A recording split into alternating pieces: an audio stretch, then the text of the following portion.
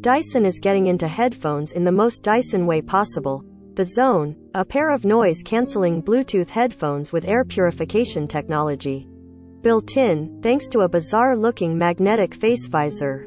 It's both the strangest and most ambitious product that the company has ever made. Today's announcement is just an initial reveal of the Zone headphones ahead of a fall release date, and Dyson isn't announcing specific details like price or specifications, including how much the headphones weigh or how long the battery will last, at this time. The goal of the Zone is to make living in urban spaces more comfortable by attempting to mitigate both air and noise pollution. No word on price yet. The air purification half of the Zone doesn't reinvent the wheel for Dyson. Instead, it miniaturizes the company's existing air filtration technology into a unique form factor. The Zone pulls in air through each earpiece using a pair of tiny compressors. The air is then filtered and piped through the slightly bizarre-looking visor for the user to breathe in, sans most of the particles and pollutants. Despite what it looks like, the visor doesn't make contact with your face like a mask would.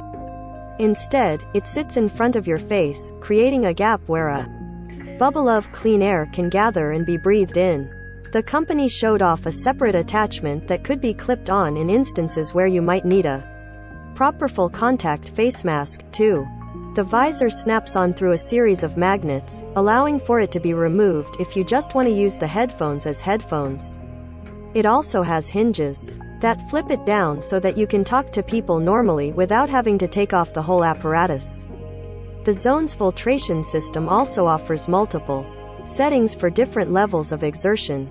For example, if you're running up a flight of stairs or trying to catch a bus, you'll breathe heavier and need more air than if you're on a leisurely stroll.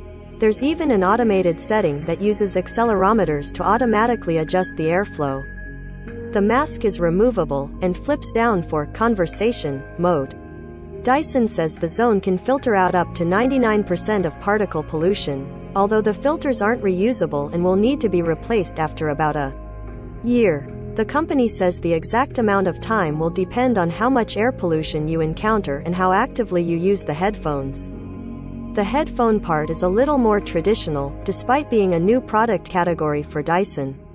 The company says its goal with the Zone was to create faithful reproductions of a musician's original tracks. Noise cancellation is provided through a mix of passive cancellation from the overall design and active noise cancellation through a series of microphones. There are 3 different modes for noise cancellation on the Zone. Isolation mode has active ANC when the face visor is raised, lowering the visor automatically. Shifting to conversation mode, which disables ANC so you can hear the person you're talking to.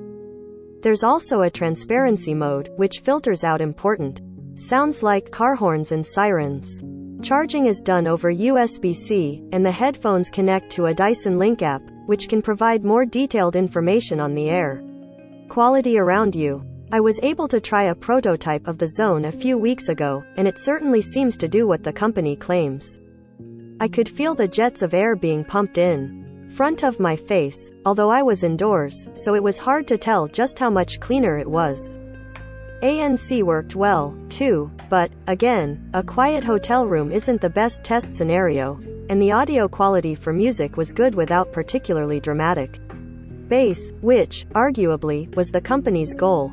Despite Dyson's efforts, the Zone headphones are big and heavy. On the flip side, the Zone headphones are also very big and noticeably heavy. Dyson has done an admirable job of cramming all this technology into a pair of headphones, but they're still comparatively bigger and bulkier than, say, a pair of Sony WH-1000XM4 headphones. Additionally, the whirring of the compressors was still slightly audible when the motors were running at faster speeds, and I wasn't listening to music to drown it out, even despite the noise cancellation. The Zone is certainly one of the most unique products from Dyson, or likely any company, that we'll see this year. There are still a lot of crucial details we don't know, including price and battery life. And while mask wearing has been normalized considerably over the past 2 years, we'll have to see whether customers will be willing to embrace this extremely odd-looking product.